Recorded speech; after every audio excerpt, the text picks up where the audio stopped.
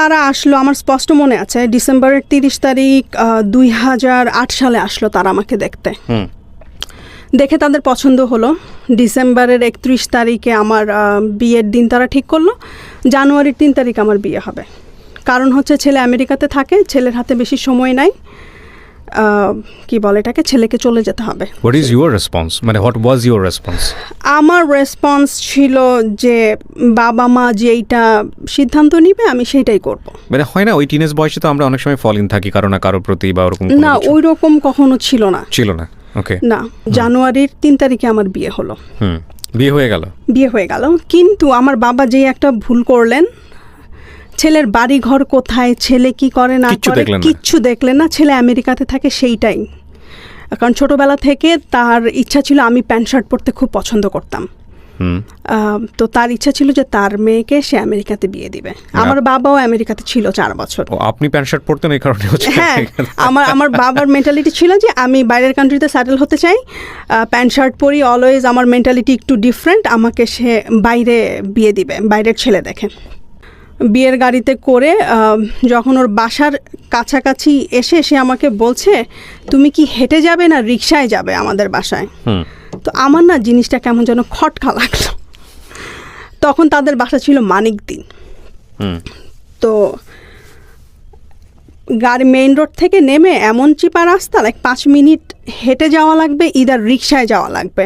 আর রিক্সায় যদি যাই আমি, তাহলে ওই রাস্তা দিয়ে একজন মানুষ পাস করতে পারবে না। মানে গলি, এত গলি, আর এইরকম গলি আমি জীবনে কখনো দেখি নাই মুগদাতে। কারণ আমি যেহেতু বর্ন অ্যান্ড ব্রট আপ আমার মুগদাতে, আর তখন জগৎটাও আমার ছোট ছিল, খুব বেশি বড়ও ছিল না। তো যাই হোক, রাতের বেলা আমি গেলাম ওদের বাসায়। সকালবেলা যখন ঘুম থেকে উঠলাম, বারান্দায় গেলাম, তারপরে দেখলাম যে ওদের বারান্দার ওখানে বিশাল বড় ঝিল। আর আমি মনে মনে বললাম যে আব্বা আমারে কোন সাগরে ফেলে দিল। ঝিল হলে তো খুশি হওয়ার কথা, সুন্দর দৃশ্য।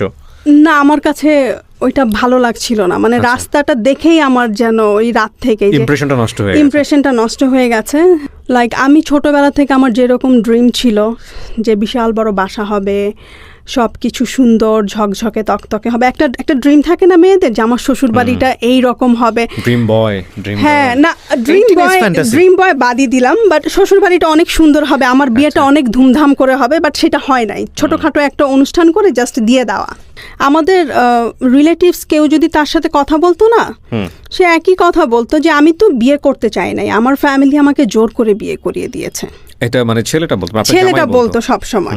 তো আমি একদিন না খুব রাগ হয়ে ওকে বললাম যে এইটা তো দরকার কি ছিল। তো পরে আমি জানতে পারি এজ গ্যাপ কত ছিল তখন। ওর সাথে আমার এজ গ্যাপ ছিল 9 ইয়ার্সের। 9 ইয়ার্স। পরে আমি শুনতে পারি যে আমাকে যেদিন সে বিয়ে করে, মানে যেদিন আমাদের বিয়েটা ঠিক হয়, 31শে ডিসেম্বর থেকে 3 জানুয়ারি পর্যন্ত তাকে রুমে অলমোস্ট নজরবন্দি করে রাখা হয়। তারপরে সে আমাকে বিয়ে করতে আসে। ওখানে আমেরিকাতে একটা মেয়েকে পছন্দ করে, সিলেটি মেয়ে। ওই মেয়েকে যদি বিয়ে করে তাহলে তাদের সাথে আর যোগাযোগ করবে না, তারা তাদের ছেলেকে লুজ করবে। এটা আপনি শুনেছেন? শুনেছি। আমি মনে হয় বিয়ের 3 দিনের দিনই আমাকে রান্নাঘরে ঢুকিয়ে দেওয়া হয়েছে। ও যাওয়ার মনে হয় 3-4 দিন আগে একটা মেয়ে ফোন করেছে, আমি ফোনটা ধরলাম। ধরার পরে ওকে চাইলো, আমি ওকে দিয়ে দিলাম। আমি কখনো প্রশ্ন করি নাই যে মেয়েটা কে অথবা কোনো কিছু, ওগুলো আমার মাথাতেই ঢুকে নাই। আর আমার চিন্তা ছিল যে ও তো বাইরে পড়াশোনা করে, মেয়ে ফ্রেন্ড থাকতেই পারে, এটা স্বাভাবিক। তখনও পড়ছিল? হ্যাঁ, তখনও পড়ছিল কমিউনিটি কলেজে। কি সাবজেক্ট নিয়ে পড়ছিল আমি জানি না। ফোনে 24 আওয়ার্সের মধ্যে সে 10 আওয়ার্সই ফোনে কথা বলতো। আমার না ভাল লাগতো না এতক্ষণ ফোনে কথা বলা, কেমন না, আমি তো ইউজ টুও না। সম্পর্ক খারাপ পর্যায়ে তার সাথে কথা বলে আমার আর মিলছিল না কোনো কিছু। আর আমিও আসলে অ্যাকচুয়ালি হ্যাপি না। তার মেন্টালিটি আমার মেন্টালিটি মনে হয় যে 2জন ভিন গ্রহ থেকে আসছি এরকম। তো একদিন সে আমাকে ফোনে বলতেছে যে তোমার মতো পাগলের আমেরিকাতে জায়গা নাই। তো এই কথাটা না আমার মাথায় খুব লেগেছে। তখন আমি ওকে বললাম যে তোমার কি এমন আমেরিকা, আমি আফরোজা একদিন গিয়ে দেখিয়ে দিব। এটা বলে আমি ফোন রেখে দিছি। তারপর যাই হোক, 2 ফ্যামিলির মতামতে আমাদের ডিভোর্স হয়ে যায়। কি বলেন? ওই আমেরিকাতে থাকলো, আপনি বাংলাদেশে থাকলেন, মাত্র 14 দিনের সংসার ডিভোর্স হয়ে গেল? ডিভোর্স, হ্যাঁ। 6 মাসের মাথায় ওর দুলাভাই আমাদের বাসায় ডিভোর্স লেটার নিয়ে আসে। মানে ডিভোর্সের জন্য কি আপনি নিজে প্রিপেয়ার ছিলেন বা এরকম একটা হতে আমি চাচ্ছে? আমি আমি মেন্টালি প্রিপেয়ার ছিলাম, আসলে আমি মেনে নিতে পারছিলাম না। ডিভোর্স হয়ে যাওয়ার পরে এখন আমার মাথায় একটাই পোকা যে নো ম্যাটার হোয়াট আমার আমেরিকায় যেতে হবে। আচ্ছা, তো আপনার ফার্স্ট জামাই যিনি আপনার মাথায় ঢুকিয়ে দিয়েছেন এই সেন্টেন্সটা, তোমার মতো মানুষের আসলে আমেরিকাতে জায়গা নেই। পাগলের আমেরিকাতে জায়গা নাই। আচ্ছা, তো তারপর আমি চিন্তা করলাম যে কিভাবে আমি আমেরিকা যাব। আর তখন সবসময় তাহাজ্জুদে নামাজ পড়তাম আর আল্লাহর কাছে কান্নাকাটি করতাম, আল্লাহ তুমি আমাকে একটা ওয়ে দেখিয়ে দাও।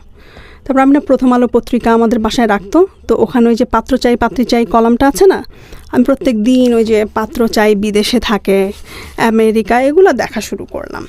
মানে আমাকে যেভাবেই হোক আমেরিকা যেতে হবে এবং যাওয়ার রাস্তা হচ্ছে আমেরিকান একটা পাত্রকে বিয়ে করতে হবে। হ্যাঁ, আমেরিকান পাত্রকে বিয়ে করতে হবে। তো আমি করলাম কি, এরকম করতে করতে আমি অনেকগুলো নাম্বারে কল দিলাম, থাকে না প্রত্যেক দিনই আমি দেখি আর মানে ফোন নিয়ে কল করা। তো এরকম করতে করতে একজনকে আমি পাই, সে আমেরিকাতে থাকে, তার নাম ছিল অনিতাভ। তো তার সাথে আমি বাইরে প্রথমে দেখা করি। তখন কি লেখাপড়া বন্ধ আপনার?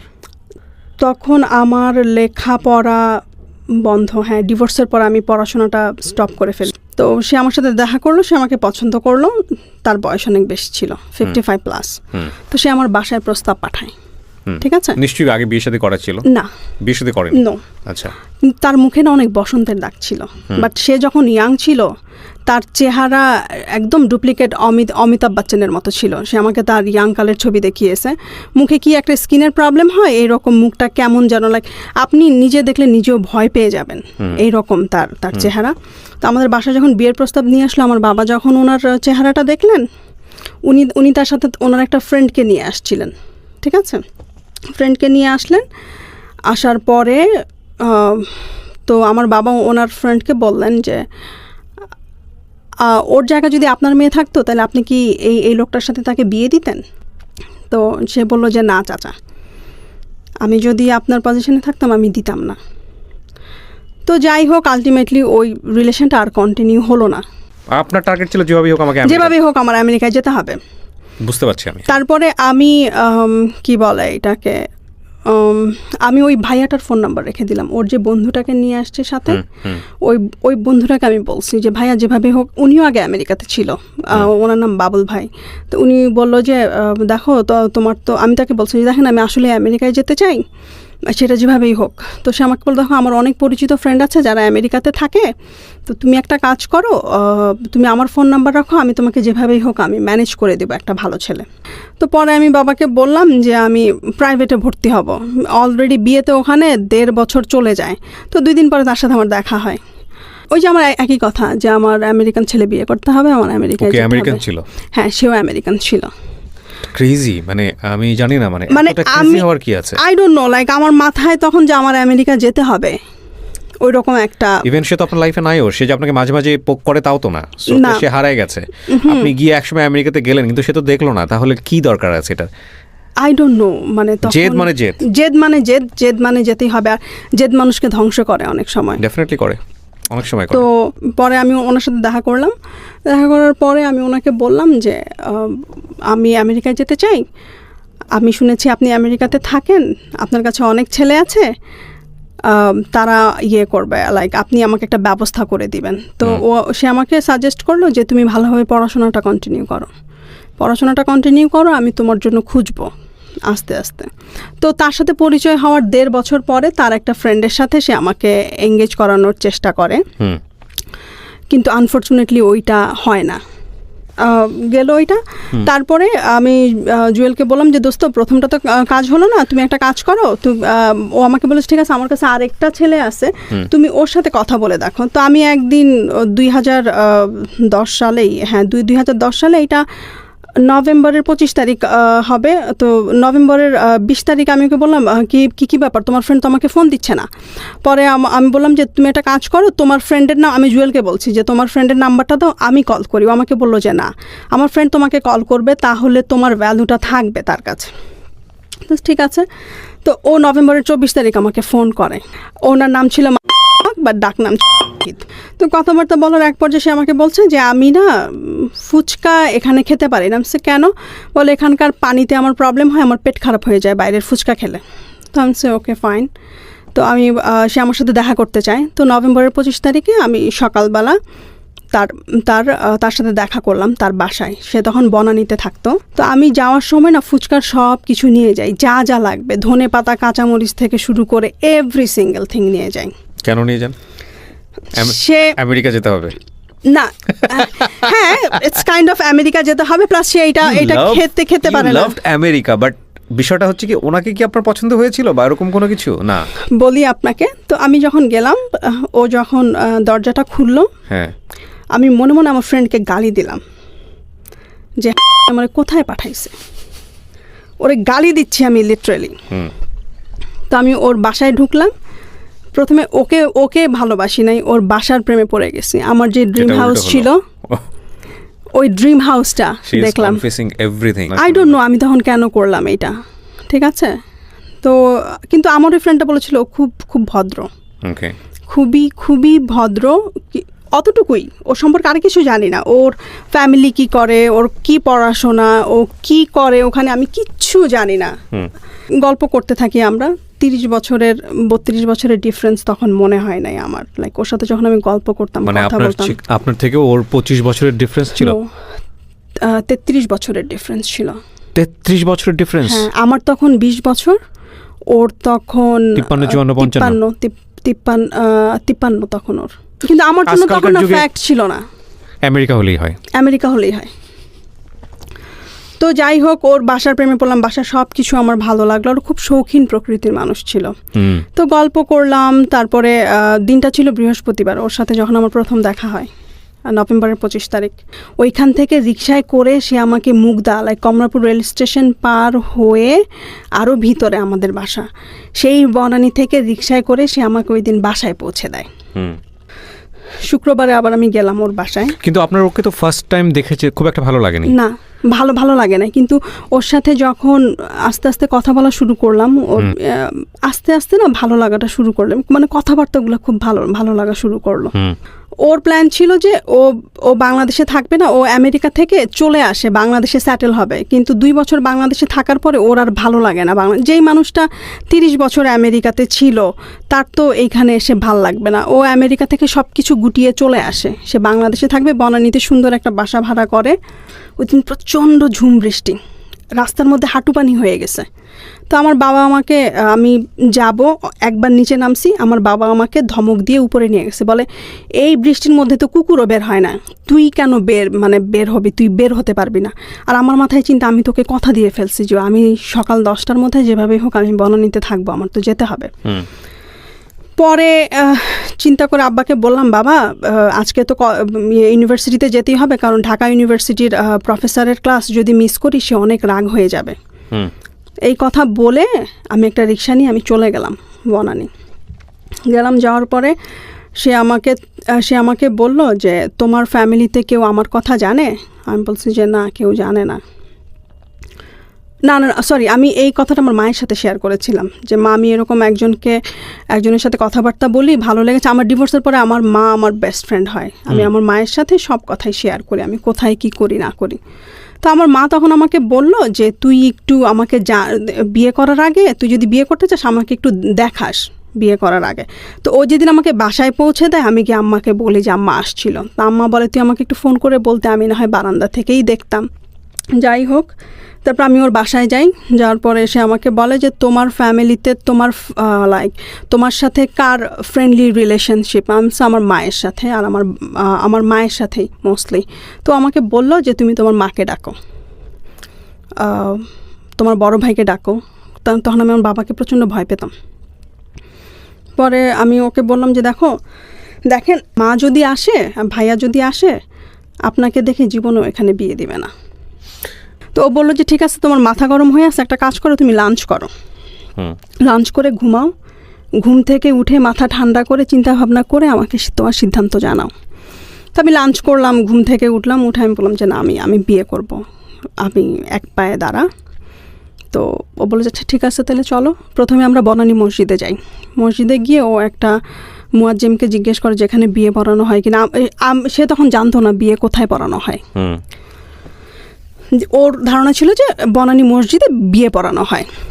তো আমরা বনানী মসজিদে গেলাম। যাওয়ার পরে ওখানে বললো যে না, আমরা এখানে বিয়ে পড়ানো হয় না, কাজী অফিসে বিয়ে পড়ানো হয়।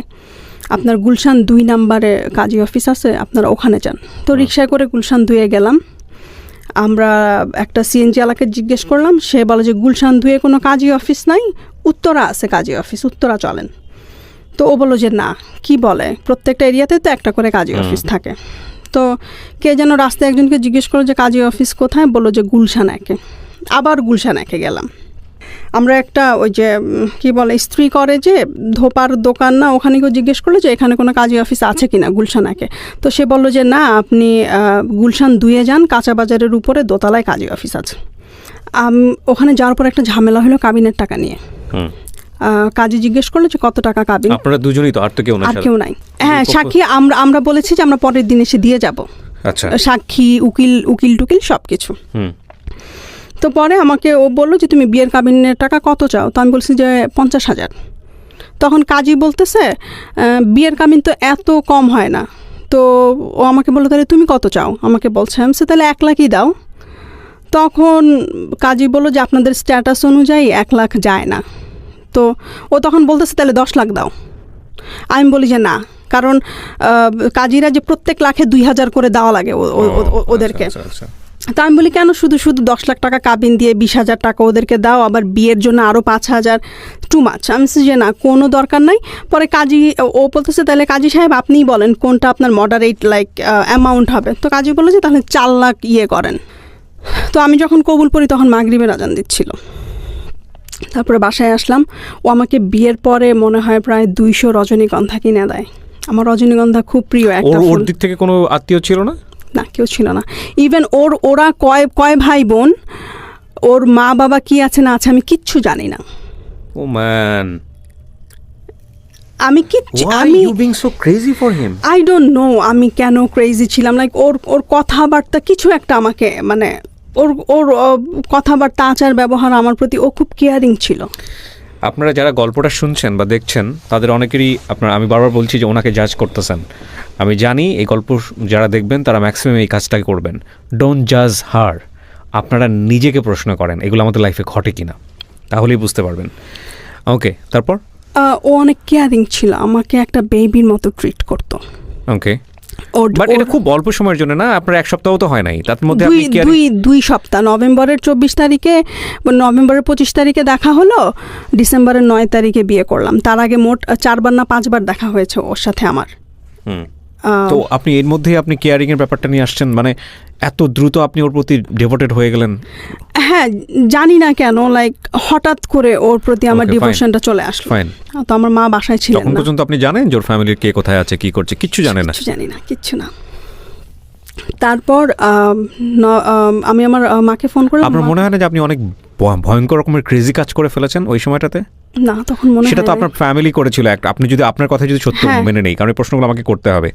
আপনার ফার্স্ট হাজব্যান্ডের ক্ষেত্রে আপনার ফ্যামিলি একটা বড় ভুল করেছিল অ্যাকর্ডিং টু ইউর ভয়েস, যে তারা কোনো কিছু দেখেনি, জানেনি, শোনেনি। তো সেম ভুলটা থেকে তো আপনার শিক্ষা নেবার কথা। সেক্ষেত্রে আপনি একই ভুল এত রাফলি কেন করলেন? আমি জানি না এটা ভুল হয়েছে না, শুধু ফিউচারে বলে দেবে। ওই যে আমেরিকা যেতে হবে, মাথার মধ্যে ভূত। ও আমাকে পাগল বলেছে, যেতে হবে আমেরিকা, দেখাতে হবে ওকে।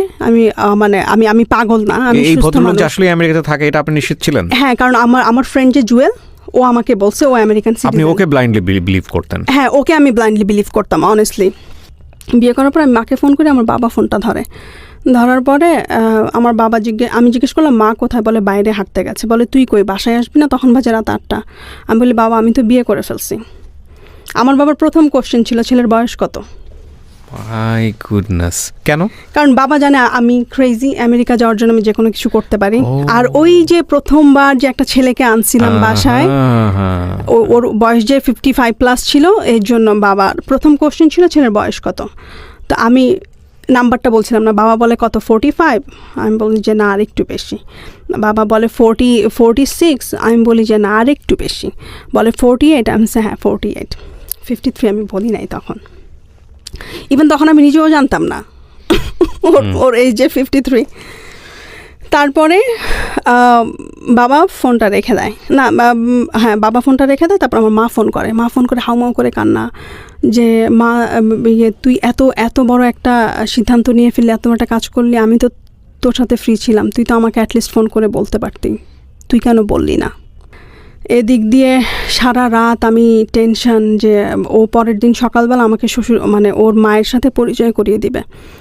আমি টেনশনে সারা রাত ঘুমাতে পারি নাই। ওর মাকে ফোন করে বলে কি, মা ওরা প্রত্যেক শুক্রবারে ওরা 2 ভাই ওর মায়ের কাছে ওর সকালবেলা নাস্তা খেত।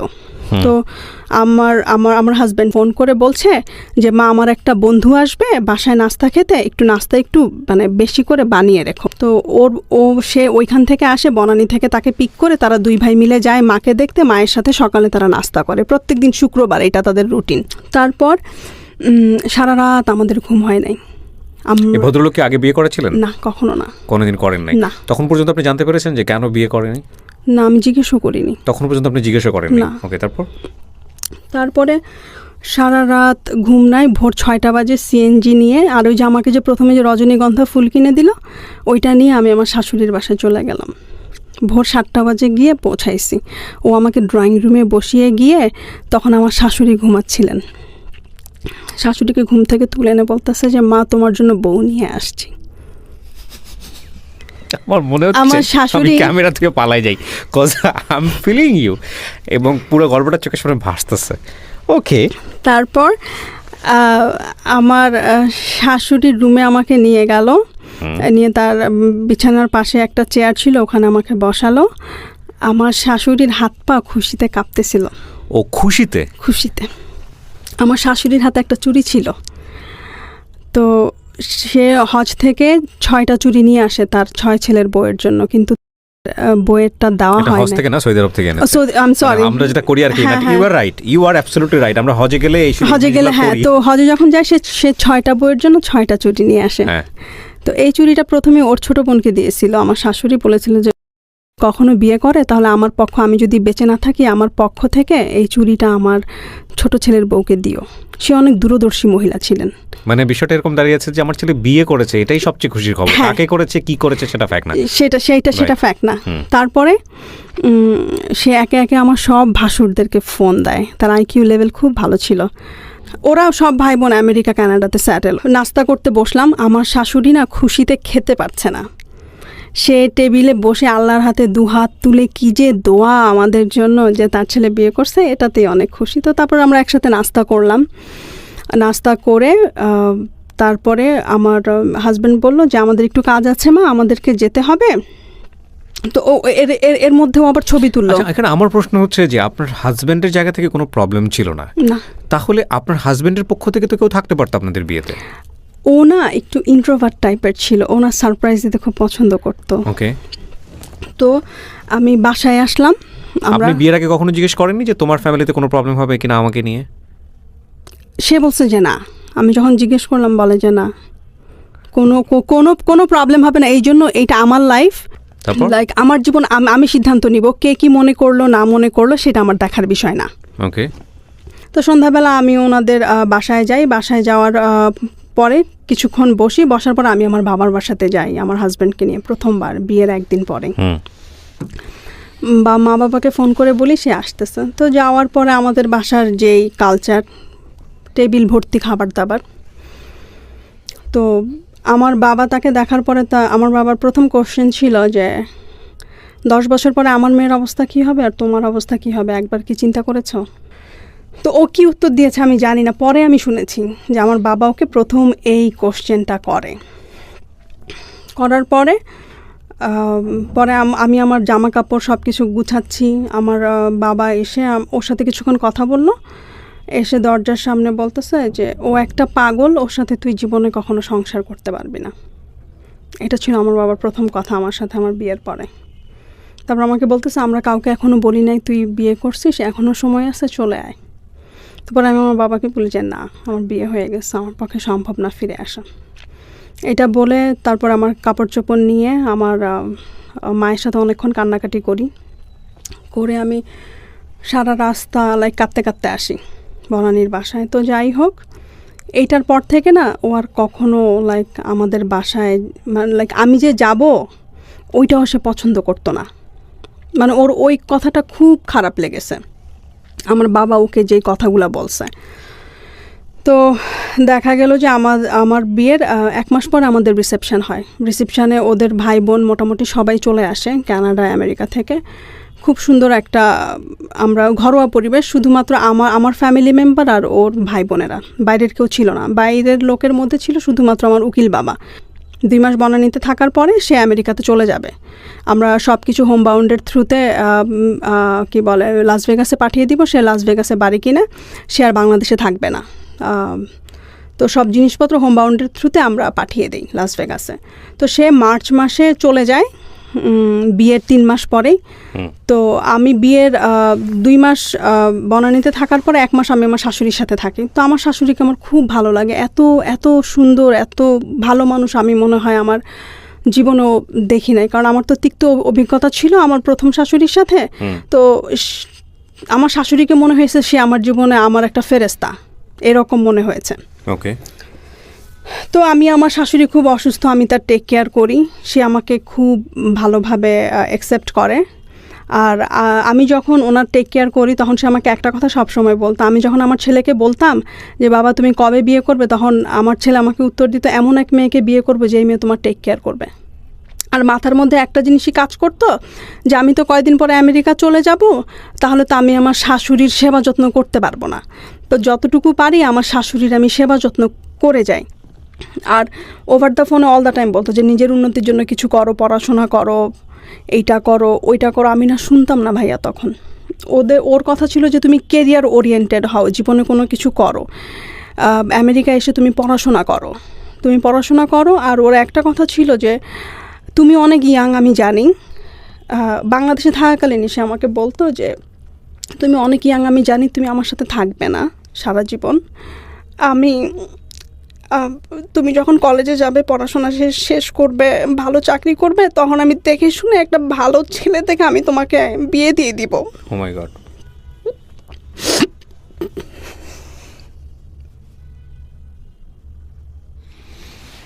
আমি শুধু আপনাদেরকে এতটুকু বলতে পারি যারা এতক্ষণ ধৈর্য ধরে শুনেছেন, আমি সবসময় একটা কথা বলি যে জীবন নাটকের চেয়ে অনেক অনেক বেশি নাটকীয়। এই স্টোরিটা কোথা থেকে বাঁক নিয়ে কোথায় গিয়ে দাঁড়িয়ে কোথায় গিয়ে থামবে আপনারা ইমাজিন করতে পারবেন না। লাস্ট ব্রেথ মানে স্টোরির লাস্ট মিনিট পর্যন্ত আপনাদেরকে রিকোয়েস্ট করব শোনার জন্য। ওয়াও। তখন ওই যে মাথায় ছোট, আমি বেবি, লাইক সবাই প্যাম্পার করতো অনেক। আর প্রত্যেক বছর শ্বশুরবাড়ি থেকে প্রচুর গিফট পেতাম আমি। ডিসেম্বরের 15 তারিখে আমি ফাইনালি ভিসা পাই। তখন আমাদের বিয়ের 2 বছর হয়ে যায়। আমি যখন ভিসা হাতে পাই, আমি মনে হয় একমাত্র ব্যক্তি দুনিয়াতে যে ভিসা পাওয়ার পরের দিনই ফ্লাই করে। মানে রাক্ষসের মতো অপেক্ষা করছিলেন আর কি, যেটাকে বলে। ভিসা পেলাম, হ্যাঁ ভিসা পেলাম বৃহস্পতিবার বিকালে। ও আরেকটা কথা বলতে ভুলে গেছি, ও আমার বার্থডে 27 অক্টোবর, ওইটা কোরবানির ঈদ ছিল। টানা 3 দিন আমার বার্থডে সে সেলিব্রেট করে। যখন ভালো তখন খুব ভালো মানুষ, আসলেই সে খুব ভালো মানুষ। যখন খারাপ সে ভয়ঙ্কর খারাপ। যখন খারাপ মানে কথা বন্ধ, ওইটাই আমার কাছে ভয়ঙ্কর খারাপ মনে হতো। মানে শত কান্নাকাটি করলেও তাকে ম্যানেজ করা যেত না, আমার চোখের পানি তার কাছে কিচ্ছু না তখন। এরকম আমি খুব ট্রাভেল লিভিং চ্যানেল দেখতাম তখন। তো ওখানে লাস ভেগাস দেখাতো, কি যে সুন্দর লাগতো টিভিতে দেখতে লাস ভেগাস। তো আমি একাই ফ্লাই করি। তো আমার বড় ভাসুর বলে যে যেই মেয়ে কখনো এয়ারপোর্ট দেখে নাই সেই মেয়ে এখন একা একা লাস ভেগাস যাবে। তো লাস ভেগাসে যখন যাই আমার বের হতে একটু দেরি হয়, কারণ ওখানকার প্রসেসিং তো আমি জানি না। ওইখানে আমি একটা ফর্ম ফিল আপ করতে গিয়ে অনেক সময় লাগিয়ে দিই। পর আমি যখন ইমিগ্রেশনে ওরা জিজ্ঞাসাবাদ করে যে ব্যাগে কি আছে না আছে, তো তখন একটা পুলিশ এসে বলে যে তুমি রাহিমা আফরোজা কি নাম? সে হ্যাঁ। বলে তোমার হাজব্যান্ড তোমার জন্য অলমোস্ট 3-4 আওয়ার্স ওয়েট করতেছে বাইরে, আমরা জাস্ট মেক শিওর করলাম যে তুমি এসে ঠিকমতো পৌঁছেছো কি না। সে একটু কনফিউজড, সে তুমি ল্যান্ড করেছো কি না এটা মেক শিওর হওয়ার জন্য। তো ওরা খুব তাড়াতাড়ি আমাকে ইমিগ্রেশন আমি ক্রস করে, কারণ আমি তো পার্মানেন্ট রেসিডেন্ট হিসেবে গিয়েছি ওখানে, আমি ভুলে ট্যুরিস্টের ফর্ম ফিল আপ করেছি ওখানে। যারা পার্মানেন্ট রেসিডেন্ট তাদের কোনো ফর্ম ফিল আপ করতে হয় না, জাস্ট ইমিগ্রেশন ক্রস করে আসলেই হয়। তো তারপর আমি যখন ভেগাস করি তখন সন্ধ্যাবেলা, তো ওর বিশাল বড় গাড়ি ক্যাডিল্যাকের, মানে খুব সুন্দর লাগছিল, মনে হচ্ছে যে ফাইনালি স্বপ্নের শহরে এসে পৌঁছালাম। তারপর সংসার করা শুরু করলাম। আমি 3-4 মাস কোনো কাজ করি নাই। ওর কথা হচ্ছে যে তুমি জবের জন্য অ্যাপ্লাই করো, নিজের উন্নতির জন্য যা যা করা লাগে তুমি করো। ওগুলো আমি কোনো কিছুই করছিলাম না। সারাদিন মানে ঘোরাফেরা, খাওয়া দাওয়া, ঘুম, এছাড়া আমার আর কোনো কাজ ছিল না। আর রান্নাবান্না সব কিছু ওই করতো। ওর যেহেতু কোনো চাকরি করতো না, ও তো সোশ্যাল সিকিউরিটি আর আমাদের ওই যে পেনশনের টাকা দিয়ে আমাদের সংসার ভালোই। $3,000 প্রতি মাসে কিন্তু খারাপ না যখন নিজের বাড়ি থাকে বাইরের কান্ট্রি। হ্যাঁ, ভেগাসে আমাদের ডুপ্লেক্স হাউস ছিল, ও কিনে ওইটা পার্সোনালি। ওর এটা প্রথম বাসা আমেরিকাতে, নিজের কেনা বাসা। তারপর চলছে সব কিছু ভালোই। একদিন হঠাৎ করে সে আমাকে বলছে যে কোম্পানির টাকা বন্ধ হয়ে গেছে আরও 1 বছর আগে। কোম্পানি থেকে যে $2,000 করে পেত। আমার মাথায় না পুরো একটা মনে হয় যে আকাশ ভেঙে পড়লো, যে ওইটা কী বললো, এখন আমাদের সংসার কিভাবে চলবে, এত খরচ, এত কিছু। তো একটু রাগ করেই ও বলল।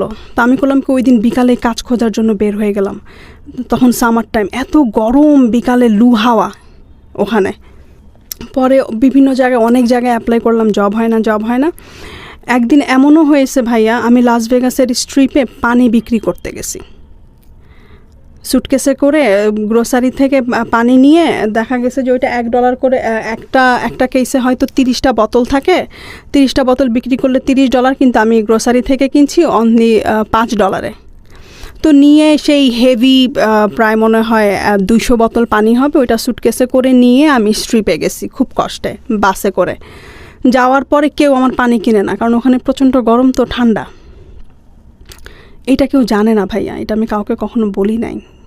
তো আমি পানি বিক্রি করতে গেছি, ওখানে কেউ আমার পানি কিনে নাই, কারণ আমার পানিটা ঠান্ডা ছিল না, কারণ আমার কুলার ছিল না।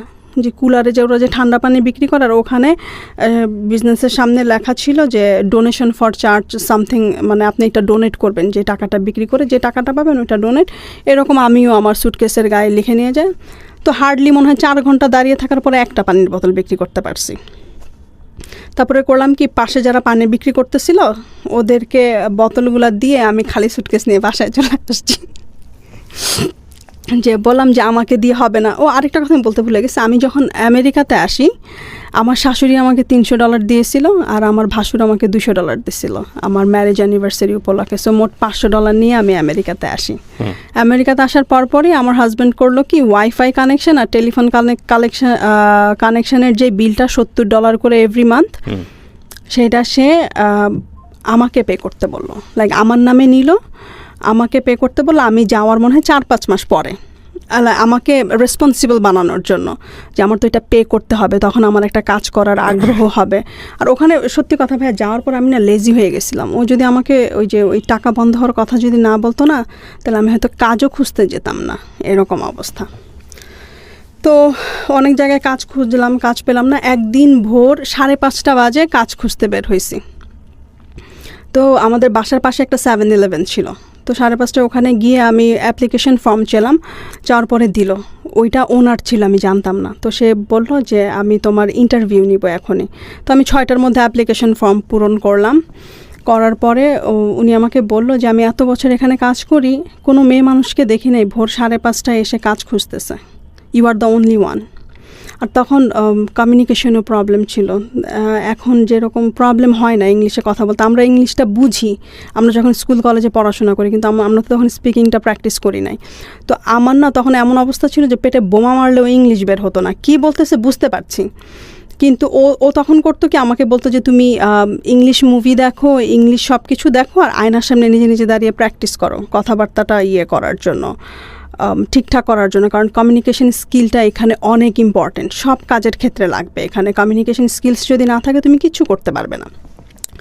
তো ও না ভবিষ্যৎ কিভাবে ভালো হবে, মানে কেরিয়ার কিভাবে বিল্ড আপ হবে, ওই কথাগুলো না সব সময় বলতো। ওগুলো আমার শুনতে ভালো লাগতো না। তখন কথা কি, আমেরিকাতে তো এসেই গেছি, আর আমেরিকাতে আসার 1 সপ্তাহ পরেই 10 বছরের গ্রিন কার্ড পাইছি। আমারে কি আর আমেরিকা থেকে ভাগাবে, এরকম একটা মন মানসিকতা। তো আমি ওখানে 3-4 মাস কাজ করি। কাজ করার পরে হঠাৎ করে আমার হাজব্যান্ড 2013 সালের 10ই অগাস্ট স্ট্রোক করে। আচ্ছা, সাডেনলি আমি কাজ থেকে বাসায় যাই, ওর সাথে কথা বলি, আমরা লাঞ্চ রেডি করব। এমন সময় হঠাৎ করে ও বলতেছে ওর প্রচণ্ড ঘাম দিচ্ছে আর মানে গরম লাগছে। ও বলতেছে আমার শরীরটা খুব খারাপ লাগছে। আমি ফ্যান ছেড়ে দিছি ভাইয়া, তারপরে দরদর করে ঘামাচ্ছে। তারপরে বাথরুমে গেল, প্রচণ্ড তার মাথা ব্যথা, চিৎকার। ব্রেন স্ট্রোক হওয়ার 3 দিন পরে ও ফুললি কোমাতে চলে যায়। প্রায় 3 দিন কোমাতে থাকে। তো তখন ডাক্তার আমাকে বলছে যে এখন সব কিছু আল্লাহর হাতে, ওকে আমরা কোনো ওষুধ দিতে পারছি না, ব্লাড থিনার অথবা কোনো কিছু। কারণ ব্লাড থিনার দিলে দেখা যাবে যে ব্রেইনে ব্লিডিং হওয়া শুরু করবে, আবার এদিক দিয়ে ব্লাড থিনার যদি না দেয় তাহলে হার্ট অ্যাটাক হওয়ার পসিবিলিটি আছে। আমাদের হাতে কোনো কিছু নেই, সব কিছু আল্লাহর হাতে। দেখেন, মিরাকেলের জন্য অপেক্ষা করেন যদি কোনো মিরাকেল ঘটে। তো তখন আমি করলাম কি, সারাক্ষণ ওর হাত, ও তখন আইসিইউতে, আর আইসিইউতে শুধুমাত্র ওয়াইফকে অ্যালাউ করে ওখানে ওরা। তো আমি আইসিইউতে ওর হাত ধরে সারাক্ষণ বসে থাকতাম আর শুধু আল্লাহকে ডাকতাম। আর আমি যখনই নামাজ পড়তাম তখনই আল্লাহকে একটা কথা বলতাম যে আল্লাহ, আমি যাতে ওর সেবা যত্ন করে কবরে যেতে পারি, ও যতদিনই বাঁচে আমি যাতে ওর টেক কেয়ারটা করতে পারি। তারপরে ওর আত্মীয় স্বজন সবাই যায় 1 by 1 আমাকে টেক কেয়ার করার জন্য। বাট আমি টানা মনে হয় 25 দিন হসপিটালে ছিলাম ওর সাথে। টানা 25 দিন হসপিটালে থেকে বাসায় আসি, তখন হাতের অবস্থাও খারাপ, আমার একটা জবের দরকার। তখন বাঙালি এক ভদ্রলোক, ওখানকার কমিউনিটি লিডার, সে আমাকে তার অফিসে একটা জব দেয় 25 ঘন্টা। আর লাস ভেগাসে না প্রথম 6 মাস 1 বছর ফুল টাইম জব পাওয়া অনেক টাফ, ওখানে অ্যাভেলেবল না জবের। নিউ ইয়র্কে যেরকম জব অ্যাভেলেবল, বাট লাস ভেগাসে ওই রকম না, জব অ্যাভেলেবিলিটি খুবই কম। তারপরে যাই হোক, ওকে হসপিটাল থেকে আনার পরে ওকে হসপিটাল থেকে আনার মনে হয় 1 সপ্তাহ পরেই আমি কাজে জয়েন করি ওই বাঙালির অফিসে। তো এই জিনিসটা না ও পছন্দ করতো না যে আমি বাঙালিদের সাথে কাজ করি। আচ্ছা, ও বলতো যে বাংলাদেশের সাথে কাজ করলে তুমি কোনো কিছু শিখবে না। তো তারপর যাই হোক, ওর ব্রেন স্ট্রোক হওয়ার পরে ও বাসায় আসার পরে না মানে কেমন যেন হয়ে যায়, ওর কোনো কিছু বললেই অনেক রাগ হয়ে যায়। মানে ভালো কথা বললেও সে আমার মানে কেমন যেন একটা বিরক্তিকর একটা ভাব, এটা ওইটা। তো তারপরে একটা সময় আমাদের যখন ঝগড়া তুমুল পর্যায়ে চলে যায়, তো আমরা আলাদা রুমে থাকা শুরু করি। কারণ ও কেন রাগ করতো সেটা তো জানতাম না কখনোই আমি। তো আলাদা রুমে থাকা শুরু করি। আলাদা রুমে থাকা শুরু করার পরে এরকম করে প্রায় 3 থেকে 6 মাস চলে যায়। হঠাৎ করে 2014 সালের মে মাসের 14 তারিখ আমার শাশুড়ি মারা যায়। আমার শাশুড়ি মারা যাওয়ার পরে ওর মধ্যে আমি আরও চেঞ্জ দেখতে পাই। তারপরে ও বাড়িটা বিক্রি করে দেয় হঠাৎ করে, লাস ভেগাসের বাসাটা। সে লাস ভেগাসে থাকবে না।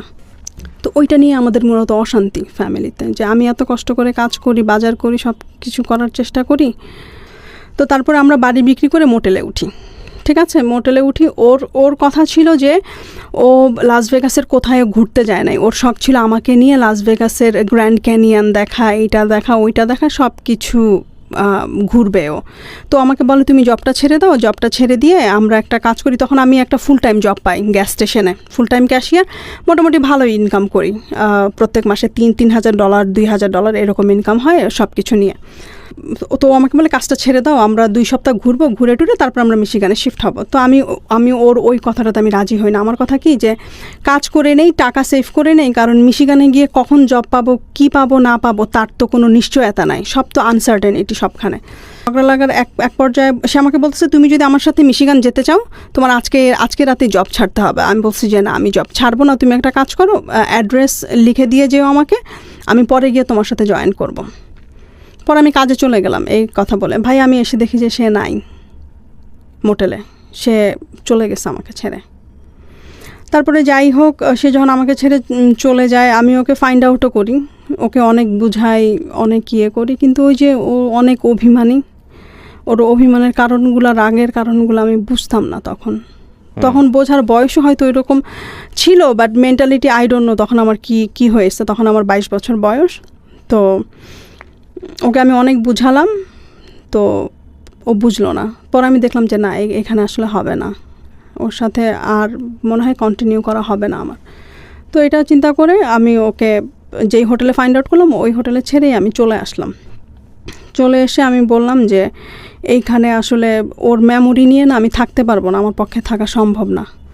তো তখন ওর একটা বন্ধুর বউ ছিল নিউ ইয়র্কে থাকে, ওই যে মাঝে মাঝে যে ও জ্বালা যন্ত্রণা করতো, আমি ওনার সাথে আমি ইয়ে করতাম, মানে ওর অভিমান, এত রাগ যে কোনো কারণে। তো আমি ওই আপাকে বলতাম সব সময়, ওর ফ্রেন্ডের ওয়াইফ, ওর ফ্রেন্ড মারা গেছে, তো আমি আপাকে বলতাম যে আপা আমি কী করবো, আমার কিছু ভালো লাগে। তো সে আমার বলতো যে তুই নিউ ইয়র্কে চলে আয়, নিউ ইয়র্কে অনেক অপরচুনিটি, কিছু না কিছু তুই অনেক ভালো করতে পারবি নিউ ইয়র্কে। তো ও যখন আমাকে ছেড়ে চলে গেল, তো আমি করলাম কি, আমি নিউ ইয়র্কে মুভ হয়ে গেলাম 2 দিন পরেই। নিউ ইয়র্কে মুভ হয়ে গেলাম, স্ট্রাগলের লাইফ শুরু হলো। আর এতদিন তো ছিলাম নিজেদের বাসায়, ছোটোবেলা থেকে শ্বশুরবাড়ি পর্যন্ত নিজেদের বাসায়, নিজেদের সব কিছু, একটা কর্তৃত্বের একটা ভাব ছিল, রাইট? যখন মানুষের বাসায় থাকতে গেলাম ভাইয়া, এই তো এখন মানে বাস্তবতায় পাড়া দিলাম। তো নিউ ইয়র্কে এসে অনেক কষ্ট করি, সত্যি কথা, কি বলে এটাকে, আমি প্রথমে ডাঙ্কিন ডোনাটে জব করতাম, ডাঙ্কিন ডোনাটের জবটা ছেড়ে দিয়ে, ওটা অনেক কষ্টের ছিল রাতের বেলা। তারপরে ড্যালি গ্রোসারিতে কাজ করি। আমি মোস্টলি ভোর 5টায় উঠতাম, 4টায় উঠতাম, 4টায় উঠে রেডি টেডি হয়ে 5টায় বের হয়ে যেতাম। ভোর 6টা থেকে কাজ, 6টা থেকে 3টা পর্যন্ত কাজ করতাম, 3টা পর্যন্ত কাজ করে আবার 6টা থেকে রাত 9টা পর্যন্ত নার্সিংয়ের ক্লাস করতাম। তার মধ্যে আমার তার সাথে কোনো যোগাযোগ নাই। তো হঠাৎ করে 2016 সালে সে আমাকে ফোন করে, প্রায় 2.5 বছরের গ্যাপে। 2.5 বছর কোনো কমিউনিকেশন ছিল না? কোনো কমিউনিকেশন ছিল না। আমি ফোন করি আমার ইয়ের জন্য, সার্টিফিকেটের জন্য। তো আমি বললাম যে আমার সার্টিফিকেটগুলো দাও, কারণ আমি তো সব কিছু মুভ করে ফেলছি মিশিগানের বাসায়, তো সার্টিফিকেটগুলো লাগবে, আমি পড়াশোনা কন্টিনিউ করতে চাই। তো ও আমাকে বলল যে সার্টিফিকেটগুলো, আর বেসমেন্টে পানি ঢুকেছিল, আর ওখানে অনেকগুলো জিনিসপত্র নষ্ট হয়ে যায়, আমারও অনেক ইম্পর্টেন্ট কাগজপত্র নষ্ট হয়ে গেছে। তো এইভাবে কথা বলা শুরু। তারপরে ও জিজ্ঞেস করলো যে তুমি কিভাবে এইখানে কি করো। তো আমি যে ফুল টাইম জব করতেছি, পড়াশোনা সব কিছু মিলিয়ে এইরকম চলছে। তারপরে আমি ওকে অফার দিলাম যে দেখো, এমন করে সম্পর্ক রেখে কী লাভ, আমাকে ডিভোর্স দিয়ে দাও তুমি। 2017 সালে আমি বলি, জানুয়ারি মাসে। আর ওরও অ্যাকচুয়ালি প্রবলেম হচ্ছিল, আমরা যেহেতু ম্যারিড কাপল, আমেরিকাতে সিস্টেম হচ্ছে যে ম্যারিড কাপল হলে আপনার যদি কোনো ইনকাম না থাকে, আপনার ওয়াইফের যে ইনকামটা হয় সেইটাতে আপনার বেনিফিটসগুলোতে এফেক্ট করে।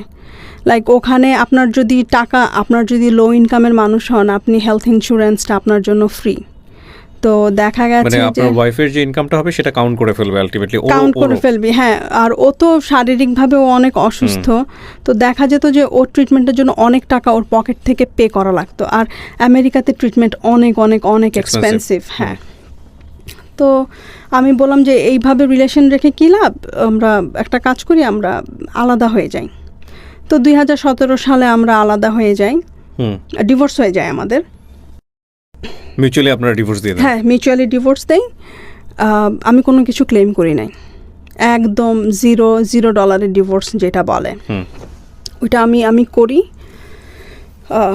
করার পরে আই ডোন্ট নো ভাইয়া, আমি কেন যেন ও আমাকে কল করা শুরু করলো, আমিও কথা বলা শুরু করলাম, কারণ নিউ ইয়র্কে তো ওই রকম লাইক, আর হাজব্যান্ডের প্রতি একটা মায়া হয়ে যায় মেয়েদের। আমরা যতই ডিভোর্সের পরে কল করা শুরু করলো? হ্যাঁ, ডিভোর্সের পরে আমরা ভালো ফ্রেন্ড হলাম। আগে যেরকম ফ্রেন্ড ছিলাম বিগিনিংয়ে, ওই রকম কথাবার্তা, আমরা দুজনের সাথে সব কিছু শেয়ার করি, ও কি করে না করে সব কিছু আমাকে বলে। তো 2017 সালে আমি ওর সাথে মে মাসে ও আমাকে বলে যে তুমি তো আমার সব বাসাতে গিয়েছো, মিশিগানের বাসাটা এসে দেখে যাও আমি কেমন করে সাজিয়েছি। তো ঠিক আছে, আমি আসবো। তো মে মাসে গেলাম 2017 সালে। আর আমি ওর কাছে না মাফ চাই অনেক, যে দেখো আমি অনেক ভুল করছি, তুমি আমাকে জীবনে উন্নতি করার জন্য যেই কথাগুলো বলছো আমি তখন শুনি নাই। আজকে আমি যদি ওই কথাগুলো যদি শুনতাম, এতদিনে হয়তো আমার কেরিয়ার স্ট্যাবলিশড হয়ে যেত। আমি হয়তো 2012 সালে যাই, 2017 সালে 5 বছরের মধ্যে আমার হয়তো মাস্টার্সও কমপ্লিট হয়ে যেত, আমি যদি ফ্রম দ্য বিগিনিং থেকে সিরিয়াস থাকতাম। আমি তোমার সাথে অনেক অন্যায় করছি। তো ও বললো যে বাদ দাও, এগুলো নিয়ে কথা বলার দরকার নাই। তারপরে ও 2017-তে ওর তো একটু ফিজিক্যাল প্রবলেমও ছিল, ও সব কাজ করতে পারতো না। তো ওর বাগান করার খুব শখ ছিল, বাগানের জন্য যা করা লাগে আমি সব কিছু করে দিয়ে আমি চলে আসছি। ওই যে বীজ টিজ লাগিয়ে দিয়ে বেড টেড সব রেডি করে আমি চলে আসছি। তো যখন ফল হওয়া শুরু করলো, ও আমাকে ফোন দিয়ে বলল যে এত কষ্ট করে বাগান করে গেছো, ফল খাবা না, ফল সবজি। আমি হ্যাঁ। তো আমি আবার করলাম কি 2017 সালের নভেম্বরে গেলাম। তো গিয়ে দেখি যে খুব সুন্দর বাগান হয়েছে, এটা ওইটা। ওখানে গেলে না ও আমাকে কাজ করতে দিত না। ভাইয়া তোমার কোনো কিছু করা লাগবে না, তুমি তো নিউ ইয়র্কে অনেক কষ্ট করো, অনেক কিছু করো, তো তুমি একটা কাজ করো, তুমি কি বলে এটাকে, তুমি এইটা তোমার ভ্যাকেশন হাউস, তুমি এখানে সে ভ্যাকেশন করবা, কোনো কিছু করবা না। ও রাতের বেলা ঘুমাতে পারতো না, ইনসোমেনিয়া প্রবলেম ছিল ওর, ও দিনের বেলা ঘুমাতো। তো দেখা যেত যে দিনের বেলা উঠে আমি সব কিছু করতাম, আর ওনা খুব প্রশংসা করতে জানতো, যেটা হয়তো আমি কখনো করি নাই। ও আমার জন্য যে ভালো ভালো কাজগুলো করছে ওগুলোর প্রশংসা আমি কখনো করি নাই, বাট আমি ছোট কিছু করলেই সে খুব প্রশংসা করতো, মানে প্রশংসা করতে করতে আমাকে ফুলিয়ে দিত, এরকম অবস্থা। তো যাই হোক 2017 সালে আমাদের ফ্রেন্ডশিপ চলতেছে, কথাবার্তা বলতেছি। তারপরে আমি 2018 সালেও আমি খুব ব্যস্ত হয়ে যাই, কারণ তখন আমি পড়াশোনায় ঢুকি অ্যাসোসিয়েট করার জন্য। তো অ্যাসোসিয়েট করার আগে আমাদের রিমেডিয়াল করা লাগে। রিমেডিয়ালে দেখা যায় যে টানা 4 মাস সকাল 9টা থেকে দুপুর 3টা পর্যন্ত আমার ক্লাস থাকে, আবার দুপুর 4টা থেকে রাত 10টা 11টা পর্যন্ত আমি কাজ করি। বাসায় আসতে আসতে রাত 1টা 2টা। তো 2018 আর 19-এর লাইফটা অনেক হ্যাকটিক যায় আমার জন্য। তারপরে তো হঠাৎ করে ভাইয়া এই যে 2020-তে প্যান্ডেমিক শুরু হয়ে যায়, আমি জানুয়ারির 3 তারিখে চলে আসি। সে আমার উপরে প্রচণ্ড রাগ হয় এই জন্য যে সে এক্সপেক্ট করছিল যে আমি তার সাথে হয়তো 1 মাসের সময় নিয়ে আমি থাকবো। তো না, আমার কিছু কাজ পড়ে যায় নিউ ইয়র্কে, কারণ অনেক দায়িত্ব থাকে ইয়েতে।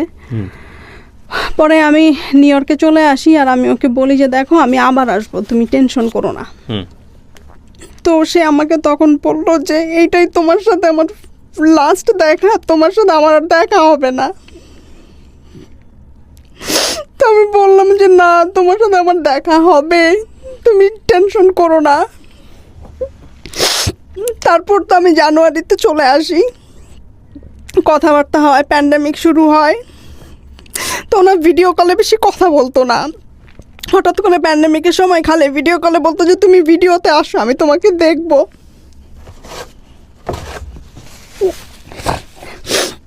আর খালি বলতো যে আমি আর বেশি দিন বাঁচবো না, তোমার সাথে আর আমার দেখাও হবে না। তা আমি না এটা মানে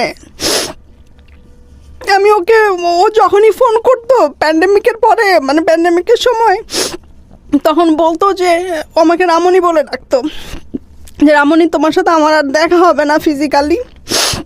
আমি বলি যে না, তুমি কি বলো, তোমার সাথে আমার দেখা হবে। তারপরে ও অনেক রিকোয়েস্ট করতো, তুমি একটু আসো, তুমি একটু আসো, আমি তোমাকে দেখবো, তোমাকে দেখতে খুব মন চাচ্ছে। তো আমি না প্যান্ডেমিকের জন্য যাই নাই, কারণ নিউ ইয়র্কের অবস্থা তো তখন খুব খারাপ ছিল। আমেরিকাতে ছিল তখন না বাংলাদেশে ছিল? ও তখন আমেরিকাতে, মিশিগানে। তো ও কথাবার্তা বলি, আর যখনই ওরে আমি ফোন করি না, ওর একই কথা, যে আমি মরে যাব, আমার না এমন জীবন আর ভাল লাগে না, আমি না এই জীবন আমি টায়ার্ড হয়ে গেছি, আমি কারো উপরে ডিপেন্ড হয়ে মরতে, মানে ডিপেন্ডেবল হয়ে আমি মরতে চাই না, আমি কি বলে আমি হঠাৎ করে মানে মরতে চাই। মারা যাওয়া টেক কেয়ার করতো কেউ সময়? কেউ তো না, নিজে জিনিস নিজেই করতো সব কিছু। আর ওকে আমি বলছি, ও অনেকবার হসপিটালে গেছে, 2019-এও 2020-তেও। তো আপনাদের মধ্যে এত ভালো বন্ডেজ, তাহলে আপনি কেন ওর পাশে ছিলেন না ওই সময়টাতে? ওই যে ওর রাগ নিতে পারতেন না, মানে না, রাগটা করলে আর একটা ঝামেলা তৈরি হতো। ঝামেলা রাগটার কারণেই শুধুমাত্র, আমি ওর রাগটাকে না আর অভিমানটাকে অনেক ভয় পেতাম। রাতের বেলা ডিনার করার পরে আমি ফেসবুক স্ক্রল করছিলাম, আচ্ছা, তো হঠাৎ করে আমার একটা ফোন আসে যে মিশিগান লেখা। ওকে। তো আমাকে বলছিল যে আমি হসপিটালের ইমার্জেন্সি কন্ট্যাক্টে তোমার নাম দিয়ে রাখছি। তো আমি মনে করছি যে হয়তো ও আইসিইউতে, হয়তো আমাকে ওইখান থেকে ফোন দিয়েছে মিশিগানে। তো আমি না ফোনটা ধরছি, ধরার পরে আমাকে একটা মহিলা বলতেছে যে my name is Rashima, do you know mister Haque? I say yes, and then she asked me like what's the relationship between you and him, and then আমি ওকে বলতেছি যে he is my ex-husband. তো বলতেছে honey, I have a bad news for you. Then so what? He passed away yesterday Saturday evening at 6 o'clock. ভাইয়া বিশ্বাস করবেন না, আমার মাথায় না আকাশটা একদম ভেঙে পড়ছে মনে হয়। যে যেই মানুষটার সাথে আমি কথা বললাম শনিবারে, সুস্থ মানুষ, সে কিভাবে শনিবার বিকাল 6টায় চলে যায়। তারপর আমি ওকে জিজ্ঞেস করলাম যে ও কিভাবে মারা গেল। পরে বললো যে ফ্রন্ট ইয়ার্ডে তো ওই ফলের সময় অনেক পাতা পড়ে, শীত আসার আগে ওইটা ক্লিন করতে গিয়ে ওখানেই সামনেই মরে পড়েছিল। তারপর ওরা 911 কল করার পরে ওকে নিয়ে যায়, ওখানে অন দ্য স্পটেই ওকে ডেড ডিক্লেয়ার করে। তারপরে আমি করলাম কি, সাথে সাথে ওর ভাই বোনদেরকে মেসেঞ্জারে নক করলাম, কেউ আমার ফোন ধরে না। ওর যে ইমিডিয়েট বড় ভাই এখানে থাকে, ওই ভাইয়া ফোন ধরছে। আমি ভাইয়া বলি ভাইয়া তো নাই। বলে কি বলো? আমি বলি যে হ্যাঁ। বলে কিভাবে কি হয়েছে? আমি বলি ভাইয়া আমি ডিটেলস এখন বলতে পারবো না, আমি রাখি। তারপরে ওর ভাবি আমার ফোনপে কল দিল, নিউ ইয়র্কে যে থাকে, সে ফোন দিয়ে বলতেছে যে এরকম তো কল আসছে, আমি তো মনে করছি জাঙ্ক কল, আমি জাঙ্ক কল মনে করে কথা বলি নাই, আমি রেখে দিছি। পরে যাই হোক, ওর ভাই বোনরা ওর একটা ভাইয়ের বউ চায় নাই যে আমি ওর ফিউনারেলে যাই। তো আমি তাকে বলছি যে ভাবি আপনারা যদি যান মিশিগানে আমাকে একটু নিয়ে যান সাথে করে, কারণ আমার তো মাথা কাজ করতেছে না, কি বলে আমি ওকে শেষ দেখা দেখতে চাই। কারণ তো অনেকবার আমাকে যেতে বলছিল, আমি তো প্যান্ডেমিকের জন্য ভয়ে যায় না, কারণ আমি যদি করোনা ভাইরাস নিয়ে যাই ওর কাছে, ও তো এমনিতেই অসুস্থ মানুষ, ও হার্টের পেশেন্ট, স্ট্রোকের পেশেন্ট, ওর খারাপের জন্য আমি যাই নাই। তো আপনারা আমাকে কাইন্ডলি নিয়ে যান। পরে ভাবি বলো যে ঠিক আছে আমি জানাবো। পরে দেখি যে রাত 12:30 বেজে গেছে, জানায় না ভাইয়া, আমার তো টিকিট কাটতে হবে।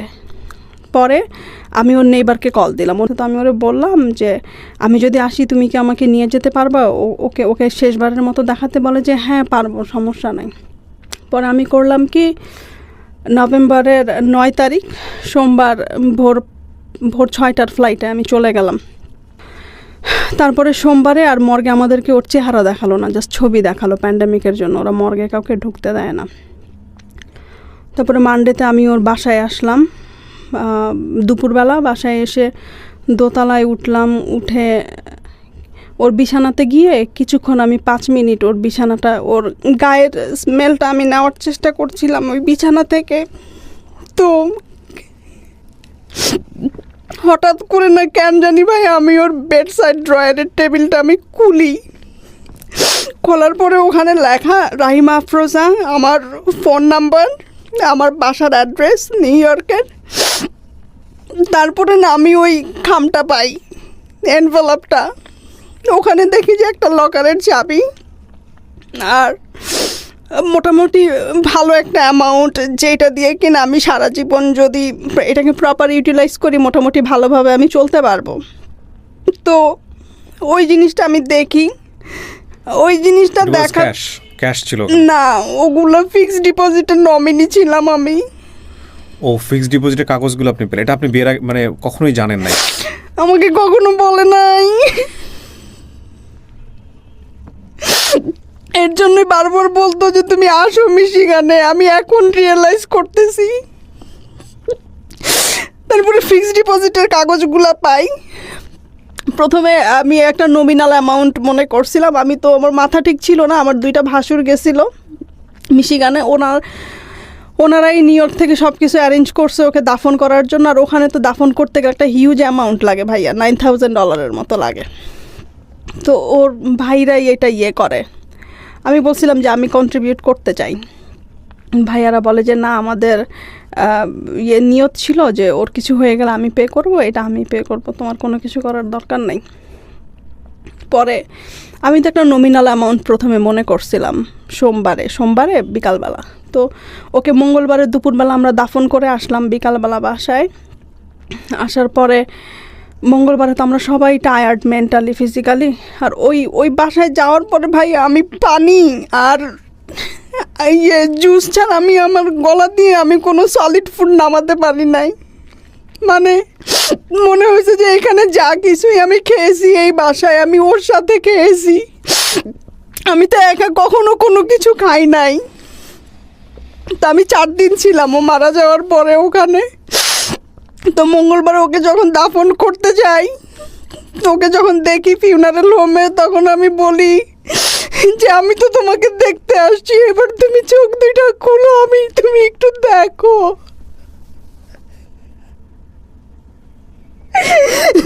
চোখ আর খুলে না। এভরি রিলেশনশিপ একটু বেঁচে থাকতে পারে। আজকের এই গল্পটা থেকে শুধু এতটুকুই বলার আছে, আমরা আসলে কেয়ার করি না। মিসিং জিনিসটাই আমাদেরকে রিয়েলাইজ করে যে আমরা আসলে কতটুকু লাভ করি কোন একটা মানুষ। It's a very very interesting story, and the most important thing is that ওনাকে যেই জিনিসটা ওনার কাছ থেকে সবই আমার শোনা গল্প। I didn't query this because this is the very great limitation of this kind of story. ওনাকে যে বিষয়গুলো, উনি প্রপার্টিগুলো নমিনি করে গেছে, ওটা ওনার কাছ থেকে শোনেন যে এটা কী পরিমাণ অর্থ। হ্যাঁ, তারপরে আমি তো নমিনাল মনে করি, ওইটা নমিনাল একটা অ্যামাউন্ট মনে করছি। যাই হোক, সে যখন এইটা, আমি তার ভাইয়ের কাছে গেলাম, ডাক্তার ভাইয়ের কাছে গিয়ে আমি বললাম যে ভাইয়া, যে ও তো এটা দিয়ে গেছে আমাকে 90 লাখ, তো আমি এইটা করব না, আমি এটা নিতে পারবো না, এইটা দিয়েও আমাকে গিল্টি করে গেছে, আমি ওর জন্য একটা মসজিদ করে দিব, আমি এইটাকে হাত দিতে পারবো না, কারণ ওর জন্য আমি কখনো কোনো কিছু করি নাই। তারপরে ভাইয়া বুধবার সকালবেলা ভাই আমাকে বললো যে তুমি সব কাগজগুলো আনো, এনে দেখে যে আমাকে বলে যে রোজা, এখানে তো 90 লাখ না, এখানে তো 1,70 লাখ। তো আমি বলি ভাইয়া বিশ্বাস করেন আমি এগুলোর কিচ্ছু জানি না, আরও এগুলা করে আমার আরও গিল্টি করে দিয়ে গেছে, কারণ ওর জন্য আমি কিচ্ছু করতে পারি নাই। আর এই অপরাধ বোধ আমার সারাটা জীবন কাজ করবে। ও মারা যাওয়ার আগে 27শে অক্টোবর সবসময় আমার জন্মদিনে গিফট পাঠায়। তো 2019-এ ও $1,600 দিয়ে একটা কোট কিনে আমার জন্য পাঠায়। আমার জীবনের সবচেয়ে দামি গিফট ছিল ওইটা। তারপরে 2020-তে যখন আমার জন্মদিন হয়, 27 তারিখ, আমি ফোন করে বলি আজকে আমার জন্মদিন। বলে কি ইদানিং কিচ্ছু মনে থাকে না, সরি আমি তোমার জন্মদিন ভুলে গেছি। সকালে কথা বললাম, রাত্রে ফোন করেছে আমাকে, ফোন করে বলে রামনি তুমি আমার কাছে কোনো টাকা ধার পাও? ওর মাঝে মাঝে যখন ওর একটু ফাইন্যান্সিয়াল ক্রাইসিস ছিল 17-18, তখন ওর ফ্ল্যাটটা বিক্রি হয় নাই। তো আমি ওকে বলেছি যখন তোমার টাকার দরকার হবে আমাকে বলবে, আমি তোমাকে হেল্প করব। তো যখন যা লাগতো আমি দিতাম, কিন্তু কখনো জিজ্ঞেস করতাম না যে তুমি কবে ব্যাক করবে কি নাকি। আমার মধ্যে একটা জিনিসই কাজ করতো অলওয়েজ, যে ওর জন্য আজকে আমি আমেরিকাতে, ওর জন্য আমি ইনকাম করতে পারতেছি, ওর জন্য আমি আমার কেরিয়ার বিল্ড করতে পারতেছি। ও যদি আমাকে না আনতো তাহলে এগুলো কোনো কিছুই আমার দ্বারা করা সম্ভব হতো না। আমি আমার ফ্যামিলিকে কম বেশি হেল্প করতে পারতেছি, আমার চারপাশের মানুষজনদেরকে হেল্প করতে পারতেছি। তো আমি না সারা জীবন ওর কাছে কৃতজ্ঞ ভাইয়া, সত্যি কথা। তো আমি ওর কাছে সবসময় ক্ষমা চাইতাম, তুমি আমাকে ক্ষমা করে দিও। তো আমাকে বলে আমি তোমাকে অনেক আগে ক্ষমা করে দিছি, তুমিও আমাকে ক্ষমা করে দিও। তো 27 তারিখে ফোন করে বলে তুমি আমার কাছে কোনো টাকা পাও কি না। আমি বলি যে না, তুমি যা টাকা নিয়েছো সব আমাকে ফেরত দিয়ে দিছো। বলে ইদানিং আমার কিচ্ছু মনে থাকে না। তারপরে আমার ভাসুর আমাকে বলল যে ওখানে 1,70 লাখ, আর তোমার ইন্টারেস্ট ও আরও 13-14 লাখ টাকা। তারপরে এই যে ভাই, আমি আজকে সকালে ফাইন্ড আউট করতে পারছি ওর ভাই যেটা এখানে থাকে সেন্ট্রাল রোডে, উনি খুব ভালো মানুষ। এই আমাকে বলতেছিল যে ওর একটা প্রায়োরিটি অ্যাকাউন্ট আছে ব্যাংকে, ওইটাতে মেম্বার হতে গেলে অ্যাটলিস্ট 20 লাখ টাকা জমা দেওয়া লাগে প্রায়োরিটি মেম্বারশিপের জন্য। তো তুমি জানো কি না ওর ভাই আমাকে বললো যে ওর প্রায়োরিটি অ্যাকাউন্ট আছে। তো আমি বললাম আজকে সকালে ওই যে ডিপোজিট স্লিপ করতে গিয়ে দেখি ওই প্রায়োরিটি অ্যাকাউন্টে আরও 30 লাখ, 2 কোটির ওপরে। দুই সব কিছু নমিনি আপনি? হ্যাঁ, ওর এবি ব্যাংকের নমিনি। আপনাদের ডিভোর্স হয়েছিল কত সালে? 2017-এ। 2017-এ ডিভোর্স হওয়ার পরে উনি চাইলে নমিনিগুলো চেঞ্জ করে ফেলতে পারতো? না, ও নমিনি করেছে আমাকে 2019-এ নভেম্বরে। ও ও ওয়াও, এটা কোনো রিলেশনশিপ লাগে না বা কি হয় না, কিছু লাগে না? ওখানে না সে আমাকে হাউস ওয়াইফ দিয়েছে। আচ্ছা। আর সে না এক্স ওয়াইফ কথাটা কখনো উচ্চারণ করে নাই। আমি এটা কিভাবে বুঝেছি, একদিন আমরা বাইরে রেস্টুরেন্টে খেতে গেলাম, তো টেবিল অনেক কম ছিল, তো আমরা একটা টেবিল শেয়ার করলাম। তো একটা লোক জিজ্ঞেস করলো, ও তোমার কী হয়? বলে যে আমার ওয়াইফ হয়। তার 1 মিনিট পর আমার জিজ্ঞেস করলো, আমাকে বললো, রামুনি তুমি কি রাগ করছো যে আমি তোমাকে আমার ওয়াইফ বলছি? আপনাদের রিলেশনশিপটা এরকম হলো কেন? আপনি কেন আপনি কখনো জিজ্ঞেস, আপনি তো গিল্টি ফিল করেন, সেটা আমি এপিসোড যারা দেখবেন সবাই বুঝবে, ডেফিনেটলি আপনি গিল্টি ফিল করেন, কিন্তু আপনার এই সিচুয়েশন হওয়ার পেছনে যথেষ্ট কারণ ছিল। কিন্তু আপনার এই গল্প শুনে একটা শিক্ষা আমার নিশ্চয়ই এসছে, সেটা আমি শেয়ার করবো আমার দর্শকদের সঙ্গে। কিন্তু এই জীবনটা তো এরকম হওয়ার কথা ছিল না, এরকম কেন হলো আপনার কি মনে হয়? না, ও আমাকে না জিজ্ঞেস করতো যে তুমি কেন সংসার শুরু করো না, তোমার তো জীবন পড়ে আছে, আমার তো জীবন শেষ, তুমি কেন শুরু করো না? তো আমি ওকে বলতাম যে ন্যাড়া বেলতলায় একবার যায়, আমি তো 2 বার গেছি, আমার তো শিক্ষা হয়ে গেছে, আমার আর ইচ্ছা নেই। আমার মনে হয় কি যে সংসার করতে গেলে আবার আগে যেই প্রবলেমগুলো সাফার করছি, আবার যদি ওই রকম কিছু হয়, এখন একটা ভয় কাজ করে, এখন আর কাউকে বিশ্বাস করতে পারি না। প্রথম কথা, এই অর্থ আপনি এখন যে জীবনে আছেন বা আপনি যা করছেন, তাতে হয়তো অর্থের প্রয়োজন হবে না আপনার লাইফ সেটেল করার জন্য, কারণ আপনি নিজে ইনকাম করতে পারেন। ওনার ফ্যামিলির দিক থেকে কি কোনো ধরনের কোনো চাপ আছে এই অর্থ নিয়ে? না না, ওদের একটাই কথা, ওরা খুব ভালো মানুষ, এটা আমি বলবো। তারা আমার সাথে কখনো খারাপ কোনো কিছু করে নাই, আমার শ্বশুরবাড়ির লোকজন কখনোই না। আমার ভাসুর আমাকে বলছে যে এটা শেষ ইচ্ছা ছিল, আমরা ওর শেষ ইচ্ছার রেসপেক্ট করব, ওদের কারো কোনো সে নাই। It's a beautiful story. First of all, আপনি আপনার ইডিওলজি, আপনার এথিক্সের জায়গাটা থেকে আপনি যে কোনোভাবে এই গল্পটাকে মূল্যায়ন করতে পারেন। বাট আমি প্রথমে যে কথাটা বলেছি সেটা হচ্ছে, ডু নট জাজ দ্য গেস্ট। যিনি এখানে আসেন তাকে জাজ করবেন না। আপনি আপনার এই জায়গাটা থেকে কী নিলেন সেটাই হচ্ছে বড় কথা। আমরা আমাদের গল্পটার বিন্যাস এমনভাবে করেছি যাতে করে কাউকে এখানে হেয় না করা হয়, সবাই খুব রেসপেক্টের জায়গাটায় থাকেন। আমি একটা জিনিস বলতে পারি, সেটা হচ্ছে যে ওনাদের ভেতরের যে আন্ডারস্ট্যান্ডিংটা, যেটা সবচেয়ে ভালোভাবে গ্রো করেছে, সেটা হলো ডিস্টেন্স তৈরি হওয়ার পরে। এবং ওই একটা কথা আছে না যে আপনি আসলে যাকে ছাড়ছেন তাকে আসলে আসলেই ছাড়া উচিত কিনা, এটা অভিমানের পর্যায়ে বা রাগের পর্যায়ে গিয়ে ছাড়া কিনা, বা ছাড়লে আসলে স্টে করতে পারবেন কিনা, বা ছাড়ার পরেও ওই মানুষটা আপনাকে আসলে চায় কিনা, অত্যাবশ্যকীয় মানুষ কিনা, সেটা একটু ভেবে চিন্তেই তারপরেই ছাড়া উচিত। তো সেই জায়গাটা থেকে উনি যেটা বলেছেন, খুব সুন্দর করেই বলেছেন যে আমার বয়সটা অনেক অল্প ছিল, আমি বুঝতে পারিনি। কিন্তু উনি যেভাবে ম্যাচিউরলি অনেক জিনিসগুলো ডিল করেছেন, এই ভদ্রলোক, ওনার হাজব্যান্ড, এক্স হাজব্যান্ড, এবং দেখেন নিঃসন্দেহে উনি খুব ভালো করে এই বিষয়টা বুঝেছেন যে আমাকে ছেড়ে গেলেও কি অদ্ভুত। ওই লোকটার গল্পটা যদি আমি আজকে আনতে পারতাম, ওই লোকটার কাছ থেকে যদি আনতে পারতাম, তাহলে বিষয়টা অনেক চমৎকার হতো।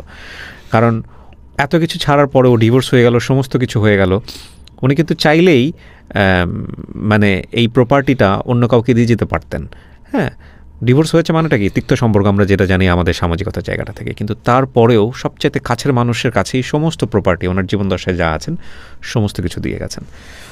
অদ্ভুত সুন্দর গল্প, আমার খুব ভালো লেগেছে।